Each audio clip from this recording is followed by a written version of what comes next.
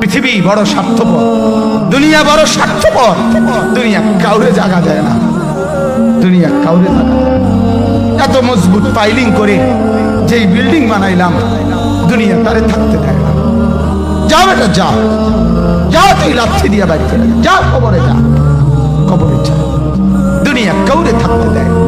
দুনিয়া কত ক্ষমতা ধরকে মাটির নিচে ফেলায় দিছে, দুনিয়া কত সম্পদ আলাকে মাটির নিচে ফেলে দিছে, দুনিয়া কত সুন্দরী নারীকে মাটির নিচে ফেলায় দিছে, মাটির সাথে রেজা রেজা করে ফেলছে। আজ আর চেহারা নাই, আজ আর রূপ নাই, আজ আর যৌবন নাই, আজ আর ক্ষমতা নাই।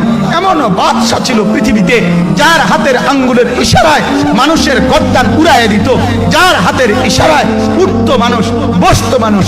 আজ বাদশারা নাই, আজ সম্পদওয়ালারা নাই, আজ মালওয়ালারা নাই। দুনিয়া কাউরে থাকতে দেয় না, কাউরে না দোস্ত, কাউরে দেয় না। দুনিয়া দাদারে আমার থাকতে দেয় নাই। আমার দাদারে আমি দেখছি, আজ আমার দাদা নাই। আমার নানারে আমি দেখছি, আমার নানা নাই। আমার দাদিরে আমি দেখছি, আমার দাদি নাই। আমার নানিরে আমি দেখছি, আমার নানি নাই। আমার বাবারে আমি দেখছি, 14 লক্ষ টাকা বাবার পেনশনের আমি সব ডাক্তারের পিছনে খরচ করে ফেলছি, বাড়ির ফসলের জমি বিক্রি করে ফেলছি। আমার বাপ যেন না মরে বারবার বারে হসপিটালে নিছি, কিন্তু দুনিয়া আমার বাপকে থাকতে দেয় নাই। আমার বাপ কবরে চলে গেছে। দুনিয়া কাউরে থাকতে দেয় না, কাউরে না, কাউরে না, কাউরে না, কাউরে না। আমার বাপ দুনিয়া কাউরে থাকতে দেয় না। তুমি থাকবা না, তুমি থাকবা না। দুনিয়ার ধোকায় পড়ো না বাপ, দুনিয়ার ধোকায় পড়ো না। মাকে বুঝান, আজ মারা বেসামাল হয়ে গেছে, আজ বোনেরা বেসামাল হয়ে গেছে, বেপরদার উৎসব তুলে দিছে। এটা যেন আল্লাহর সাথে যুদ্ধ করছে। আল্লাহ করো না, না তুমি আরো কিছু দাও, আমরা বেপরদিকে ছাড়বো না। যুবক ছেলেগুলো যেন বলতেছে, আল্লাহ তুমি করোনা দেওয়ার চাই দাও। অশ্লীল ছবি দেখা, ফেসবুকে নর্তকী দেখা আমরা ছাড়বো না। দেখি তুমি কি করতে পারো, তুমি যা করার করো।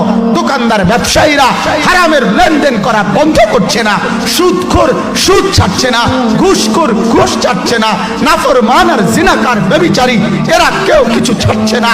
বেহায়ার বেপর্দা নারী তার অশ্লীলতার বেহায়াপনা ছাড়ছে না। মুসলমান তার ঘরের টেলিভিশনের নর্তকীর আওয়াজ তো বন্ধ করছে না। হায় করোনা কিভাবে যাবে, আযাব কিভাবে যাবে বলেন, বলেন, বলেন আপনি।